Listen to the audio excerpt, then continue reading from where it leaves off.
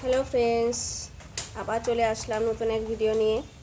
আজকে বানাচ্ছি হলো পটল পোস্ত। এই পটল কেটে রাখা আছে, তো আলুটাও দেব, অল্প কটা আলু দেব, ভালো লাগে আমার। এখানে টমেটো আছে, এখানে কালো সর্ষে, সাদা সর্ষে আর পোস্ত, লঙ্কা দিয়ে একটু লবণ দিয়ে এটা বেটে রাখা আছে। এখানে আদা কুচি, লঙ্কা আছে।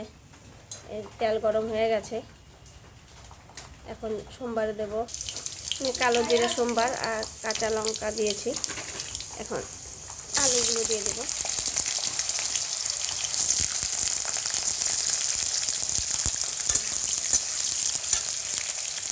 আলুতে একটু লবণ দেব।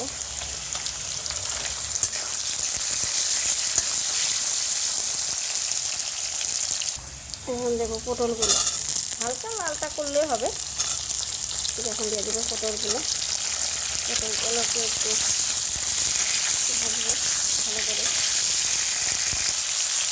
আমি আদা একটু ভেজে দিয়েছিলাম, যত পর্যন্ত পটলটা একটু মজে না যায়, লালটা লালটা করে ভাজতে থাকবো। তারপরে পোস্ত বাটা, মানে সর্ষে পোস্ত বাটাটা দিয়ে দেবো। মাঝে মাঝে নাড়া দিতে থাকুন, উল্টে পাল্টে করে। আমি তার আগে টমেটোগুলো দিয়ে দিয়েছিলাম। দেখুন এইভাবে অনেকটা হয়ে যাবে, কারণ কি পোস্ত সর্ষে দিলে পরে বেশিক্ষণ আর রাখা যায় না।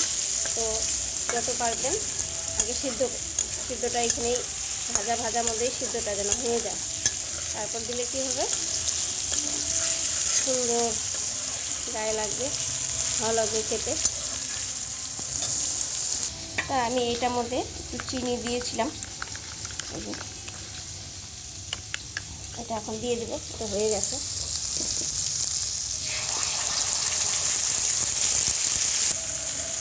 এটা দিয়ে দিলাম। তো আমার মনে হচ্ছে আর একটু জল লাগবে, তো আমি আর একটু জল দেবো।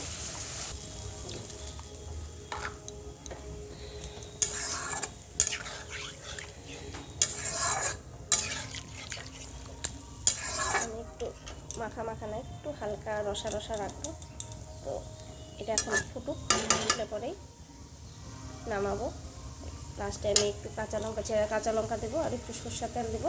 একটু সময় ঢেকে রেখে তারপর নামাবো। এখন খেতে টেস্টটা আলাদাই হয়। এটা আমার হয়ে গেছে, আমি কাঁচা লঙ্কা দিলাম, এইভাবেই নামাবো। তো এখানে এখন একটু সর্ষের তেল দেবো, তো আমার রেডি এই পটল পোস্ত আজকের রেসিপি। কাটতে ভালো লেগেছে এই পটল পোস্ত, আর বানিয়ে দেখুন, মজাই লাগবে খেতে।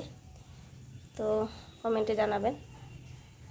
তো আগে আরও একটা রেসিপি নিয়ে দেখা হচ্ছে। Bye bye, tata.